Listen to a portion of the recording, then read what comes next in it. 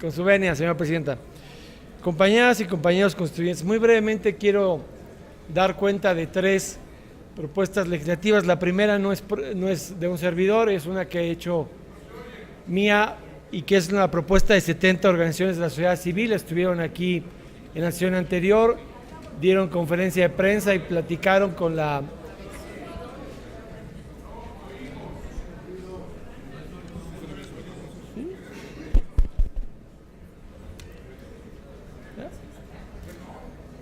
Como decía, la primera propuesta es propuesta de 70 organizaciones de la sociedad civil.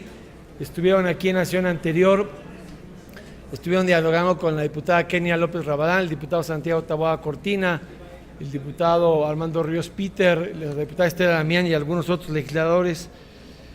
Y tiene que ver con el tema de la preservación y protección de la naturaleza. Pretende reconocer el derecho de las personas al disfrute de la naturaleza, obliga al Estado a la preservación y protección del bien jurídico denominado medio ambiente, mandata elaborar una ley secundaria que regule la protección más amplia de los derechos de la naturaleza conformada por todos los ecosistemas y especies y que cualquier persona podrá demandar su protección. En el segundo orden de ideas, en el Congreso de la Unión se ha generado la figura de la empresa productiva del Estado. Presentamos una adecuación de esa figura jurídica para la cuestión, incorporando el capítulo de las empresas públicas de objeto social. Estas no tienen el mismo objeto que la empresa productiva del Estado porque no tienen por mandato competir contra la iniciativa privada, no son mercados que dejarán de ser monopólicos, sino por el contrario, es el fortalecimiento de dos instituciones con las que ya cuenta el gobierno de la ciudad, pero que no tiene suficiente autonomía presupuestal, administrativa y orgánica para prestar mejores servicios públicos. Se crea la empresa pública de objeto social, que será propiedad exclusiva del gobierno de la ciudad, con personalidad jurídica y patrimonio propio y autonomía presupuestal, financiera, técnica, operativa y de gestión total. Para generar valor económico, los servicios que proporcionen y sus ingresos solamente podrán ser reinvertidos para el mejoramiento de los propios servicios que ya prestan. Se define el objeto y materia de ambas empresas públicas de objeto social y que se trata en la especie del sistema de aguas de la Ciudad de México, del sistema de transporte colectivo. Por último, se plantea la desaparición de la Secretaría de Desarrollo Urbano y Vivienda como el centro neurálgico que da emblemáticamente la encarnación a la corrupción de la Ciudad de México. No existe ente público que tenga más queja de corrupción y de tráfico de influencias que la SEDUBI en la ciudad. Se plantea la transición en la cual sea el registro público de la propiedad y el comercio la autoridad que resguarde, registre y compile los documentos que acrediten el uso de suelo en la ciudad, así como los derechos adquiridos que de ellos emanan.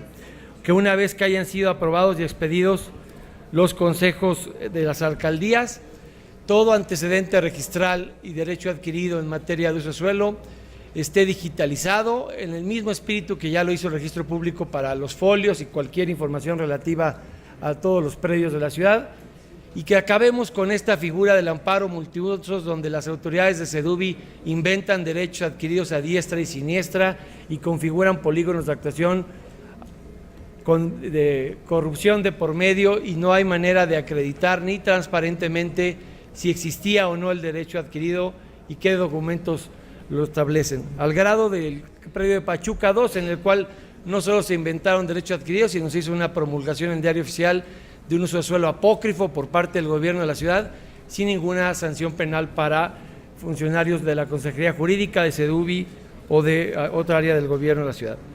La idea es trasladar las facultades de SEDUBI en primera instancia, que SEDUBI desaparezca y se cree el Instituto de Planeación Urbana solo como órgano técnico de consulta para validar técnicamente la viabilidad de cualquier promoción en materia de desarrollo urbano. Y las facultades que hoy tiene SEDUBI se trasladarían en términos de polígonos de actuación o figuras de desarrollo urbano directamente a las alcaldías para ser aprobadas por mayoría calificada de los concejales. Que no sea la SEDUBI unilateralmente quien decida qué figuras obsequia y cómo las obsequia, y también sacar de la Asamblea Legislativa el manoseo de los usos de suelo. No debe de ser la Asamblea Legislativa la que determine los artículos 41 de la ley vigente y por iniciativa propia decida cuándo otorga y cuándo rechaza un cambio de uso de suelo.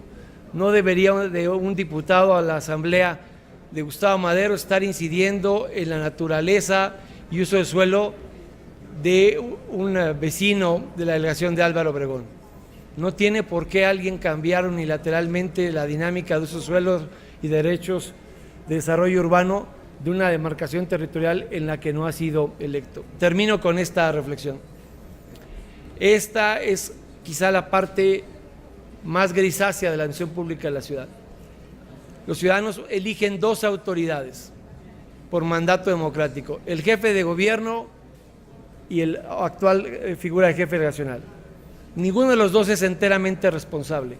Y cuando alguien se tiene que hacer responsable de las construcciones, el desarrollo urbano en la ciudad, las autoridades electas no controlan el destino de estas construcciones. El delegado se escuda en el INVEA y se escuda en SEDUBI. Y la autoridad electa como jefatura de gobierno recibe la confianza del voto, pero después la traslada a un nombramiento que no tiene tamiz democrático directo, sino indirecto. Lo que planteamos es que la autoridad electa, como la jefatura nacional, sea la que nos responda y que todas las construcciones en la ciudad tengan un único político responsable, un único servidor público responsable, y que a quien se elija para la jefatura delegacional no tenga pretextos sino soluciones.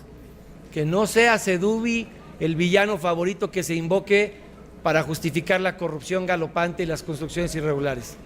Que las nuevas jefaturas delegacionales respondan como respondían antes de 1997 por toda construcción y por toda obra y el desarrollo urbano.